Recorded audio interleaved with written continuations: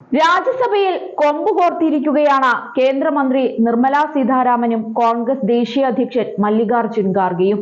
കോൺഗ്രസിനെയും മുൻകാല നേതാക്കളെയും നിർമ്മല സീതാരാമൻ വിമർശിച്ചതോടെയാണ് വാക്കുപോര് രൂക്ഷമായത്. കോൺഗ്രസ് കൊണ്ടുവന്ന ഭരണഘടനാ ഭേദഗതിയിൽ ജനാധിപത്യത്തെ ശക്തിപ്പെടുത്താനല്ലെന്നും മറിച്ച് അധികാരം സംരക്ഷിക്കാൻ വേണ്ടിയാണെന്നും നിർമ്മല സീതാരാമൻ തുറന്നടിച്ചു.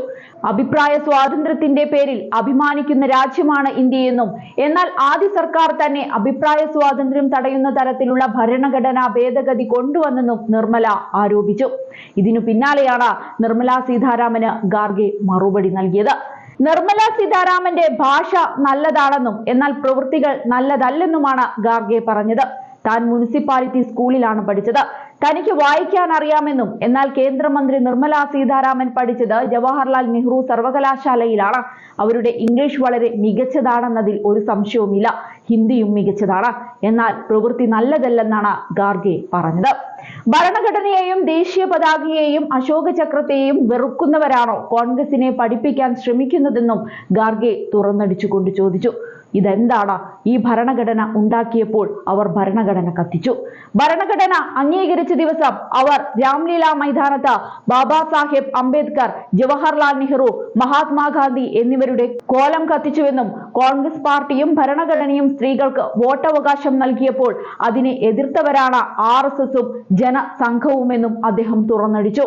അതേസമയം കഴിഞ്ഞയാഴ്ച ലോക്സഭയിൽ ഭരണഘടനയെ കുറിച്ചുള്ള ചർച്ചയ്ക്കിടെ പ്രധാനമന്ത്രി നരേന്ദ്രമോദിയും രാജ്നാഥ് സിംഗും കോൺഗ്രസിന്റെ ഭരണകാലത്ത് കൊണ്ടുവന്ന വിവിധ ഭരണഘടനാ ഭേദഗതികൾക്കെതിരെ ആഞ്ഞടിച്ചിരുന്നു. അത് ജനാധിപത്യത്തെയല്ല മറിച്ച് ഒരു രാജവംശത്തെയാണ് ശക്തിപ്പെടുത്തിയതെന്നും പറഞ്ഞിരുന്നു.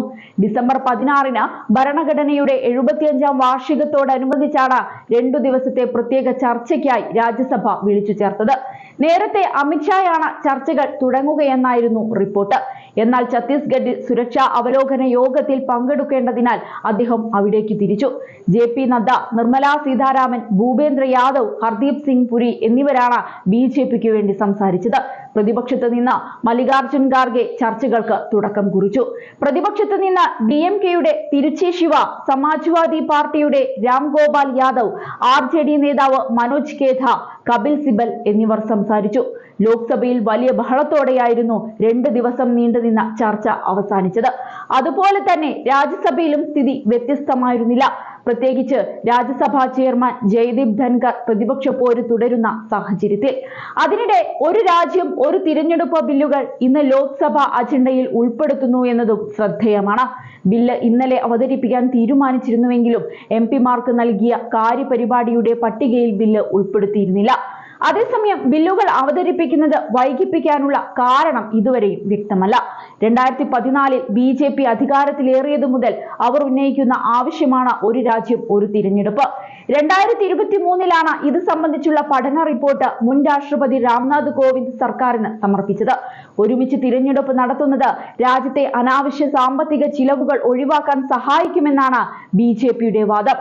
കഴിഞ്ഞ ദിവസം ബില്ലിന് കേന്ദ്രമന്ത്രി സഭ അംഗീകാരം നൽകിയിരുന്നു. ലോക്സഭ, രാജ്യസഭ, നിയമസഭാ തിരഞ്ഞെടുപ്പുകൾ ഒന്നിച്ച് നടത്താനുള്ള വ്യവസ്ഥകളാണ് ബില്ലിൽ ഉൾപ്പെടുത്തിയിരിക്കുന്നത്. അതേസമയം ബില്ല് പാർലമെന്റിൽ പാസാക്കിയെടുക്കുക BJPയെ സംബന്ധിച്ച് അത്ര എളുപ്പമുള്ള കാര്യമല്ല. ബില്ല് പാസാകണമെങ്കിൽ 3/2 ഭൂരിപക്ഷം ആവശ്യവുമാണ്. നിലവിൽ ലോക്സഭയിലും രാജ്യസഭയിലും BJPക്ക് ഒറ്റയ്ക്ക് ഭൂരിപക്ഷം ഇല്ലാത്തതിനാൽ സർക്കാർ തിരിച്ചടി നേരിട്ടേക്കാം. ആദ്യഘട്ടത്തിൽ ലോക്സഭ, നിയമസഭാ തിരഞ്ഞെടുപ്പുകൾ ഒരുമിച്ച് നടത്താനാണ് നേരത്തെ രാംനാഥ് കോവിന്ദിന്റെ നേതൃത്വത്തിലുള്ള ഉന്നതതല സമിതി നിർദ്ദേശിച്ചത്. അതുകഴിഞ്ഞ് 100 ദിവസത്തിനുള്ളിൽ തദ്ദേശ തിരഞ്ഞെടുപ്പുകൾ നടത്താമെന്നും സമിതി നിർദ്ദേശത്തിൽ പറയുന്നുണ്ട്.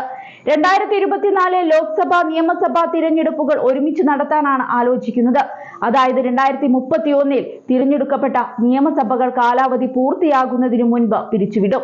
ഒരുമിച്ച് തിരഞ്ഞെടുപ്പ് നടത്തുന്നത് രാജ്യത്തെ അനാവശ്യ സാമ്പത്തിക ചിലവുകൾ ഒഴിവാക്കാൻ സഹായിക്കുമെന്നാണ് BJPയുടെ വാദം.